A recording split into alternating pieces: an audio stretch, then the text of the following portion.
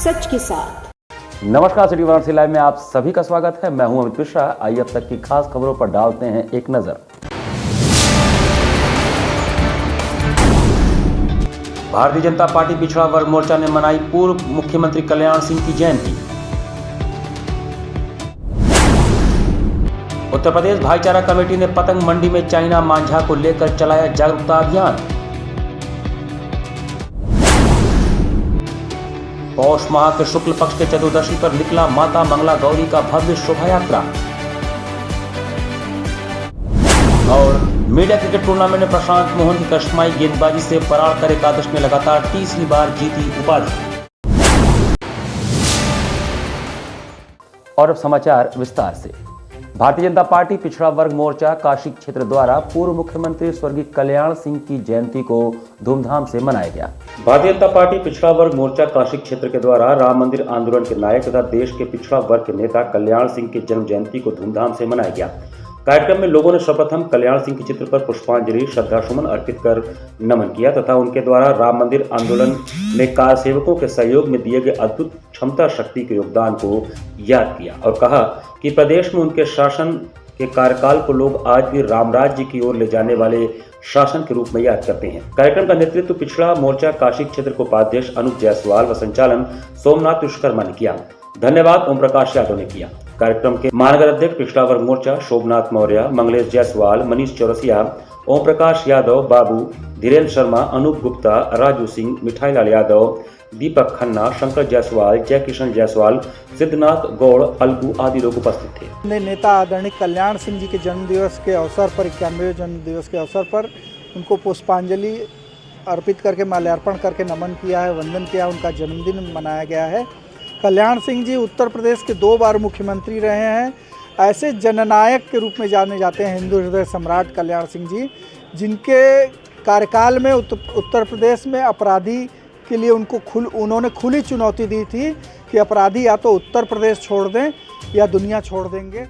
यात्रियों को ट्रेनों की व्यापक जानकारी उपलब्ध कराने के उद्देश्य से कैंट स्टेशन पर ट्रेन इंफॉर्मेशन डिस्प्ले बोर्ड की संख्या में बढ़ोतरी की गई है। कैंट स्टेशन पर यात्रियों को ट्रेनों की व्यापक जानकारी उपलब्ध कराने के उद्देश्य से ट्रेन इंफॉर्मेशन डिस्प्ले बोर्डों की संख्या में बढ़ोतरी की गई है। एडीआरएम लालजी चौधरी ने बताया कि न्यू यात्री हॉल के प्रवेश द्वार हॉल नंबर 3 और यात्री आश्रय हॉल में बोर्ड लगाया गया है। इन दोनों स्थानों पर ट्रेनों के आवागमन की जानकारी यात्रियों को मिलती रहेगी। उन्होंने बताया कि ठंड के चलते ट्रेनों की लेट लतीफी कारण दूर से आने वाले यात्री आश्रय हॉल में ही रहते हैं।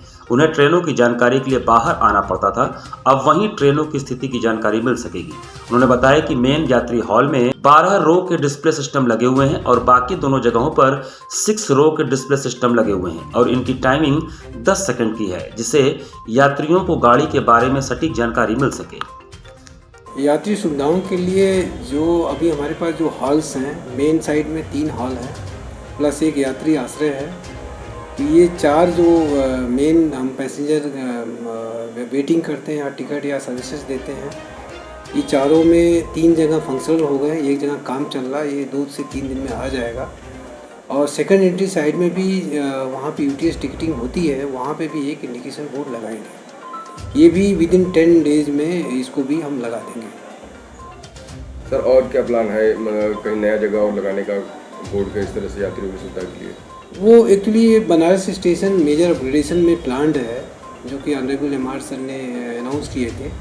उसमें इसमें काफ़ी चेंजेस की जाएंगे, उसको बृहद रूप में प्लानिंग की जा रही है। वो जैसे आएगा उसको आपको शेयर की जाएंगे। सर कितने रो के होंगे जो डिस्प्ले बोर्ड लगाए जा रहे हैं? आप मेन कॉन्कोर्स में 12 लाइन की होंगी और रेस्ट जो हॉल्स हैं यात्री आश्रय हैं वो 6 लाइन की होंगी, जिनका रोलिंग टाइम 10 सेकेंड रखा गया है। उसको रिव्यू करके और भी जो एप्रोप्रिएट टाइम को सेट किया जाए। सिगरा पुलिस ने कैंट रेलवे स्टेशन के सामने से एक ही नंबर के 2 ऑटो को उनके चालकों के साथ गिरफ्तार किया। फर्जी दस्तावेजों व सिटी परमिटों को बनाकर लगातार अवैध वाहन के संचालन की सूचना को संज्ञान में लेकर गुरुवार को सिगरा पुलिस ने वाराणसी कैंट रेलवे स्टेशन के सामने से मुखबिर की सटीक सूचना पर एक ही नंबर के 2 ऑटो को उनके चालकों के साथ गिरफ्तार करने में सफलता हासिल की। गिरफ्तार दोनों चालकों को सिगरा पुलिस ने विधिक धाराओं में कार्यवाही कर जेल भेजा। वहीं मौके पर ऑटो के मालिक को भी पुलिस खोज रही है, जो कि फरार है। थाना प्रभारी सिगरा राजू सिंह ने बताया कि पिछले काफी वक्त से अवैध ऑटो के संचालन की सूचना मिल रही थी, जिस पर कार्रवाई की गई। फरार वाहन मालिक को पुलिस दबिश देने में जुटी है। साथ ही उन्होंने कहा कि अभी और भी ऐसे वाहन मिलने की संभावना है। सनातन धर्म में माघ, कार्तिक और वैशाख स्नान दान की दृष्टि से महत्वपूर्ण माने जाते हैं। इनमें माघी स्नान का विशेष महत्व है। सनातन धर्म में माघ, कार्तिक और वैशाख स्नान दान की दृष्टि से महत्वपूर्ण माने गए हैं। इसमें माघी स्नान का विशेष महत्व है। इसका आरंभ पौष पूर्णिमा से ही हो जाता है। इस बार पौष पूर्णिमा 6 जनवरी को पड़ रही है। इस दिन से ही माघ पर्यंत स्नान दान, जप, व्रत, यम, नियम, संयम आदि का आरंभ हो जाएगा। ये विधान माघ पूर्णिमा यानी 5 फरवरी तक चलेंगे। इसके बीच ही 15 जनवरी को मकर संक्रांति, 21 जनवरी को मौनी अमावस्या व 26 जनवरी को बसंत पंचमी पड़ेगी। माघ मेले को देखते हुए रोडवेज प्रशासन ने भी अपनी पूरी कमर कस ली है। सिटी वाराणसी लाइव की टीम के साथ बात करते हुए क्षेत्रीय प्रबंधक वाराणसी गौरव वर्मा ने बताया कि हम लोगों को 300 बसों का परिचालन करना है। इसमें प्रथम चरण में 170 बसों का परिचालन किया जा रहा है। 21 को मौनी अमावस्या पर विशेष व्यवस्था रहेगी। श्रद्धालुओं की भीड़ को देखते हुए और बसों का परिचालन किया जा सकता है और यात्रियों की सुविधा के लिए वाराणसी सहित अन्य जगहों पर हेल्पलाइन डेस्क बनाए गए हैं तथा रात्रिकालीन चलने वाली गाड़ियों के लिए ड्राइवर और कंडक्टर को बताया गया है कि आपको कोहरे को देखते हुए 40 किलोमीटर प्रति घंटा की स्पीड से बसों का परिचालन करना है और बसों में ऑल वेदर लाइट लगाया गया है, जिससे श्रद्धालुओं को गंतव्य तक पहुंचने में कोई समस्या न हो। और उन्होंने बताया कि इस दौरान रोडवेज बस स्टैंड पर श्रद्धालुओं की काफी भीड़ इकट्ठा होती है। उनकी सुरक्षा के लिए पुलिस फोर्स को भी तैनात किया जाएगा, जिससे उन्हें किसी प्रकार की समस्या न हो सके। माघ मेला में वाराणसी क्षेत्र में हमने कुल 300 बसेस का प्लान किया है। उसमें फर्स्ट फेज़ में हमने 170 बसें लगाई हैं जो माघ मेला है, और प्राथमिकता हम लोग की 21 का मौनी अमावस्या होती है उसमें सबसे श्रद्धालु जाते हैं, उनके लिए भी विशेष व्यवस्था है। इसके साथ साथ हमने हनुमानगढ़ी और गाजीपुर से ज़्यादा श्रद्धालु निकलते हैं, उनके लिए वहाँ पे स्पेशल कैंप लगाया है जहाँ पे हमारे 24 घंटा लोग उपलब्ध रहेंगे। किसी को कोई सूचना चाहिए उनको वहाँ दी जाएगी। इससे बनारस में भी हमने अपने कैंट बस स्टेशन पे भी एक हेल्प डेस्क क्रिएट किया है जहाँ पे उनको कोई यात्रियों को दिक्कत ना हो, बस के संबंधित कुछ जानना हो, किस टाइम बस मिलेगी, किस टाइम जाएगी, क्या उसका किराया रहेगा, इसके लिए भी हेल्प डेस्क यहाँ क्रिएट कर दी, जिससे श्रद्धालुओं को कोई समस्या ना हो पूरे माघ मेले के दौरान। ये आगे भी और भी स्नान पड़ेंगे, कल से भी स्टार्ट होंगे जी। अभी वर्तमान में कितने बसें कल से चलेंगे? वर्तमान में 170 बसेस इसके लिए डिवाइड कर दिया कि इससे इसी माघ मेले को कंसंट्रेट कर चले। इसके साथ साथ यात्री बढ़ जाएंगे, यात्री कहीं और होगी तो हमारी जो एक्स्ट्रा बसेस हैं उसको हम लोग डाइवर्ट करके वहाँ पे चलाएंगे कि श्रद्धालुओं को दिक्कत ना आए उसमें। रात्रिकालीन सेवा की बात की जाए तो उसमें किस तरह की प्रिकॉशन ली जाएंगी चलाने? यात्रिकालीन हम लोग का इस टाइम जो फॉग सीज़न चल रहा है, इसको देखते हुए अगर पैसेंजर की डिमांड रहेगी और माघ मेला जाएंगे तो उसको हम लोग फुल प्रिकॉशन लेते हुए कि उसमें टेक्निकली गाड़ी ठीक हो, ऑल वेदर बल्ब्स लगे हों, पाइपर काम कर रहा हो, ड्राइवर अपना पूरा रेस्ट ले चुका हो, कंडक्टर्स पूरा उसमें काम कर रहा हो। उसके साथ साथ हम लोग इसको फॉग में हम लोगों ने स्पीड कम करते हुए 40 की स्पीड से ऊपर ना गाड़ी चले, और फॉग कंडीशन में गाड़ी हो तो उसको इंडिकेटर सही काम करे तभी गाड़ी को भेजा जाएगा। और वो भी यात्रियों को बताते हुए कि अगर अधिक कहीं फॉग होगा तो उसको गाड़ी को और कम टाइम पे ज़्यादा टाइम लेते हुए भेजा जाएगा। लंका गुमटी व्यवसायिक कल्याण समिति के लोगों ने प्रधानमंत्री कार्यालय पहुंचकर ज्ञापन सौंपा। जवाहर एक्सटेंशन में प्रधानमंत्री जनसंपर्क कार्यालय पहुंचकर लंका गुमटी व्यवसायिक कल्याण समिति के लोगों ने ज्ञापन सौंपा और अपनी समस्या से अवगत कराया। इस दौरान उन्होंने कहा कि नगर निगम तथा ट्रैफिक विभाग द्वारा हम लोगों का शोषण और उत्पीड़न किया जा रहा है। हम लोग गरीब तबके के लोग हैं तथा पीएम स्वनिधि योजना के अंतर्गत लोन लेकर अपना छोटा व्यवसाय करते हैं। जिस तरह से अचानक आकर हम लोगों का दुकान हटा दिया गया, इससे हम लोगों के सामने भूखमरी की स्थिति उत्पन्न हो जाती है। हम लोग छोटे व्यवसायी हैं तथा इसी दुकान से अपना तथा अपने परिवार का भरण पोषण करते हैं।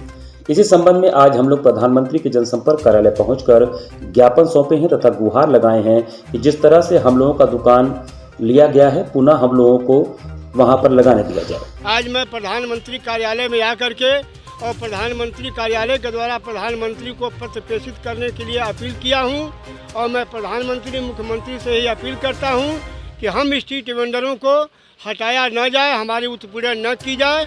मालवी चौराहे से 50 मीटर की दूरी पर वेंडिंग जोन हमारे चिन्हित किए गए हैं, वहाँ से हमको व्यवसाय करने में किसी प्रकार का कोई उत्पीड़न न हो और कोई क्षति न हो।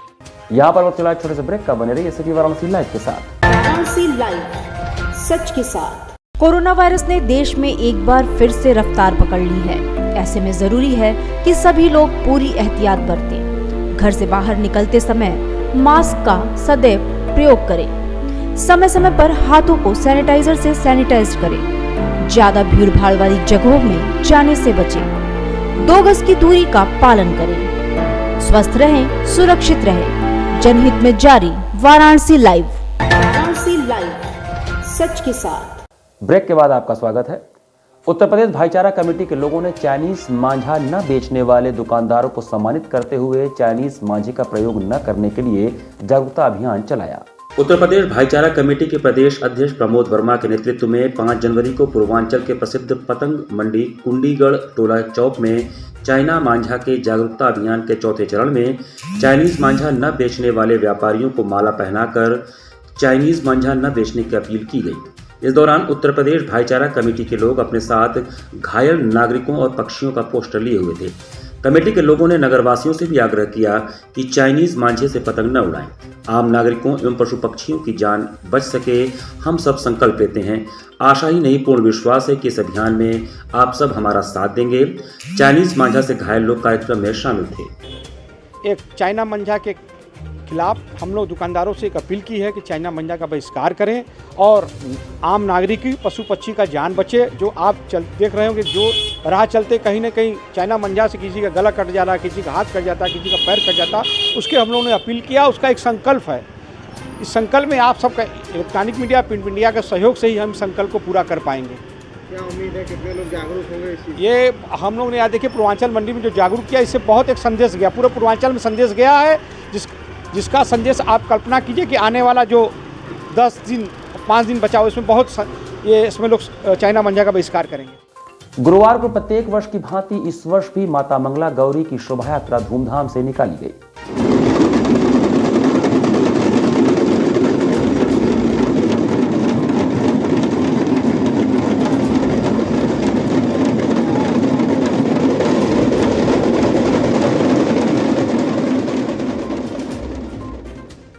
पौष माह के शुक्ल पक्ष के चतुर्दशी पर माता मंगला गौरी का निकलने वाला शोभा यात्रा इस वर्ष भी गुरुवार को मैदागन स्थित टाउन हॉल से धूमधाम से निकाला गया। बाजे गाजे सहित डमरू की थाप पर माता की भव्य आरती उतारी गई। महिलाएं लाल साड़ी में हाथों में कलश लेकर जयकारे के साथ चल रही थी। घोड़ों पर भगवान स्वरूप आकर्षण के केंद्र थे। शोभा यात्रा टाउन हॉल से निकलकर विभिन्न मार्गों से होता हुआ मंगला गौरी मंदिर पहुंचा। यात्रा में नारायण गुरु, नरेंद्र पांडे, दीपक पांडे, गिरीश पांडे सहित बड़ी संख्या में भक्त उपस्थित थे। प्रतिवर्ष की भांति इस वर्ष भी माता मंगला गौरी जी का वार्षिक अन्नकूट पौष शुक्ल पक्ष चतुर्दशी को मनाया जा रहा है। हर साल ये धूमधाम से मनाया जाता है। आज माता जी का जो है शोभा यात्रा और भंडारा है। माता जी का 56 भोग की भी प्रसाद भोग मंदिर में लगी हुई है। आप सभी भक्तों से अनुरोध है, मंदिर में आइए, दर्शन प्राप्त करिए, अपने आपको सुख की अनुभूति मिलेगी। आपको अस्सी घाट पर पंडित प्रेम प्रकाश दुबे के सस्वर सुंदरकांड में भक्तों ने सुर में सुर मिलाकर पूरे वातावरण को भक्तिमय बना दिया। अस्सी घाट पर पंडित प्रेम प्रकाश दुबे के भजन एवं सुंदरकांड के गायन से श्रोता मंत्रमुग्ध हो गए। इस दौरान घाट पर पहुंचे लोगों ने पंडित प्रेम प्रकाश के सुर में सुर मिलाते हुए सुंदरकांड का पाठ किया। सुंदरकांड के पाठ से वातावरण भक्तिमय हो गया। लोग भक्ति के सागर में गोते लगाते नजर आए। आपको बता दें कि पंडित जी का जन्म स्थान तीर्थराज प्रयागराज है, जो मुंबई में रहते हैं। पंडित जी का मानना है कि यात्रा और परिक्रमा हमारी सनातन संस्कृति रही है, जिसे समय समय पर ऋषियों, मुनियों एवं महापुरुषों ने राष्ट्रहित में किया है। इसका अनुसरण भी हमें देश के विभिन्न तीर्थों में देखने को मिलता है। इस पंचतीर्थ परिक्रमा के माध्यम से पारस्परिक प्रेम, राष्ट्रभक्ति एवं सांस्कृतिक चेतना को लोगों में जगाया जाए, यही भाव मन में लेकर पंडित जी ने 2014 से पंचतीर्थ प्रयागराज, काशी, अयोध्या, नैमिषारण्य एवं चित्रकूट परिक्रमा का कार्यक्रम शुरू किया है। और लोक कल्याण के लिए स्वच्छ काशी, सुंदर काशी की परिकल्पना को लेकर के सर्वे भवन्तु सुखिनः सर्वे सन्तु निरामया की सोच से पंडित प्रेम प्रकाश दुबे जी इस तीर्थ यात्रा को निकालते हैं, जो उत्तर प्रदेश के प्रसिद्ध हनुमान मंदिर है, वहाँ पे जाते हैं। ये टोटल यात्रा 12 से 14 दिन की होती है। ये तीसरा पड़ाव है काशी में। प्रतिवर्ष हम लोग करते हैं सिर्फ और सिर्फ स्वच्छ काशी, सुंदर काशी, माँ गंगा की अविरलता और निर्मलता के संकल्प को लेकर के लोक कल्याण के लिए हम प्रार्थना करते हैं हनुमान जी महाराज से कि सभी स्वच्छ रहें, स्वस्थ रहें, प्रसन्न रहें। यही हम सबका उद्देश्य और यही हम सबका कामना रहता है। गुरुवार को मीडियम पेसर प्रशांत मोहन के करिश्माई गेंदबाजी के चलते पराड़कर एकादश ने ईश्वरदेव मिश्र एकादश को खिताबी मुकाबले में 13 रनों से शिकस्त दिया। Player of the match medium pacer Prashant Mohan की करिश्माई गेंदबाजी की मदद से गत चैंपियन पराड़कर एकादश ने गुरुवार को यहां डॉक्टर संपूर्णानंद स्पोर्ट्स स्टेडियम में खेले गए नाटकीय उतार चढ़ाव से भरपूर खिताबी मुकाबले में गत उपजेता ईश्वरदेव मिश्र एकादश को 2 गेंदों के शेष रहते 13 रनों से शिकस्त दे दी और आनंद चंदोला खेल महोत्सव के अंतर्गत कनिष्क देव गोरावाला स्मृति मीडिया क्रिकेट प्रतियोगिता में लगातार तीसरी बार सर्वजेता का गौरव अर्जित किया। काशी पत्रकार संघ से संचालित वाराणसी प्रेस क्लब के तत्वावधान में एक भारत श्रेष्ठ भारत अभियान के तहत आयोजित प्रतियोगिता के 35वें संस्करण के फाइनल में सिक्के की उछाल जीतने वाली पराड़कर एकादश ने ओपनर नरेंद्र प्रताप सिंह के लगातार दूसरे अर्धशतक 62 गेंद पर 9 चौकों की मदद से 71 रन और अनिल कुशवाहा के 24 रन व संतोष के 25 रनों की उपयोगी पारियों से 20 ओवरों में 5 विकेट पर 44 रन बनाए। सोनू ने 2 विकेट लिए जबकि विकास को 1 सफलता मिली। जवाबी कार्रवाई में ईश्वरदेव मिश्र एकादश की टीम अमित मिश्रा के 49 रन 49 गेंदों पर 3 चौके की मदद से व ओपनर सोनू के 47 रन 38 गेंद 6 चौके की मदद से एक समय निश्चित जीत की तरफ बढ़ रही थी, लेकिन अचानक उभरे प्रशांत ने 10 गेंदों के भीतर हैट्रिक सहित 6 शिकार किए और ईश्वरदेव एकादश 18 ओवर 4 गेंदों में 131 रनों पर सभी विकेट गंवा बैठी। दीनबंधु ने 2 विकेट पहले ही ओवर में ले लिए थे। उसके बाद अमित व सोनू ने 87 गेंदों पर 106 रनों की साझेदारी से ईश्वरदेव एकादश को सुखद स्थिति में पहुंचा दिया था। एक समय टीम का स्कोर 15.2 ओवरों में 2 विकेट पर 113 रन था, यानी जीत के लिए 28 गेंदों पर सिर्फ 32 रनों की दरकार थी, लेकिन यहीं नरेंद्र ने सोनू को आउट किया कि लाइन ही लग गई। प्रशांत ने 17वें ओवर में हैट्रिक सहित 4 विकेट झटके और 19वें ओवर में अंतिम 2 विकेट लेकर ईश्वरदेव एकादश की पारी समेट दी। 18 रनों के अंदर टीम के अंतिम 8 बल्लेबाज आउट हो गए। अनिल को 1 सफलता मिली।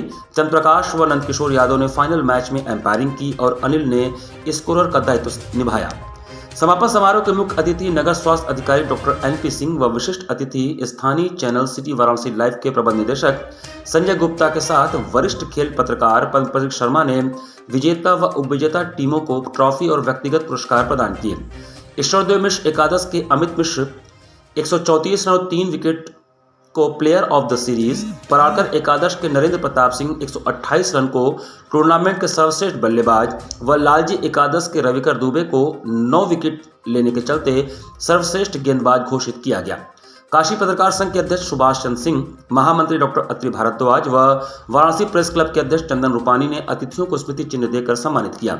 संघ के पूर्व अध्यक्ष कृष्णदेव नारायण राय ने कार्यक्रम का संचालन किया, जबकि खेल आयोजन समिति के संयोजक योगेश कुमार गुप्त ने धन्यवाद ज्ञापन किया। इस अवसर पर Kashi district body building and fitness association के अध्यक्ष अहमद फैजल महतो व वरिष्ठ खेल पत्रकार शुभाकर दुबे सहित काफी संख्या में मीडिया कर्मी और खेल प्रेमी उपस्थित थे। मैं सबसे पहले काशी पत्रकार संघ को बधाई देना चाहूँगा इतने खूबसूरत आयोजन के लिए। ये प्रत्येक वर्ष इनके द्वारा कराया जाता है। हमारे पत्रकार भाइयों के स्वस्थ शरीर के लिए इस प्रकार की खेल भावना जागृत होना बहुत आवश्यक है, जिससे कि वो मजबूत रहें और उनके कलम की लेखनी में शक्ति बनी रहे। मैं पुनः शुभकामनाएं देते हुए आने वाले भविष्य की मैं शुभकामना देता हूँ। तो पत्रकार संघ की तरफ से यहाँ पे क्रिकेट टूर्नामेंट का आयोजन हुआ था, जिसमें पत्रकार बंधुओं ने भाग लिया बढ़ चढ़ के और पराड़कर टीम ने जीता है।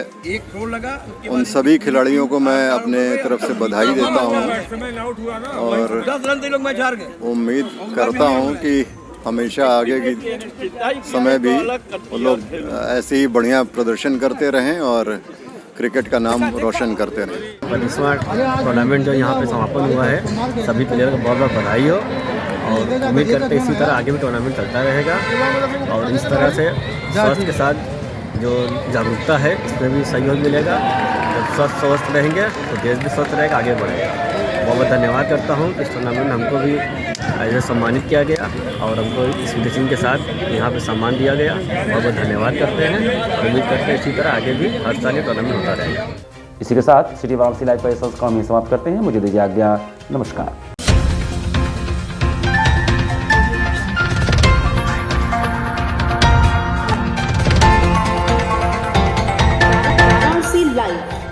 सच के साथ।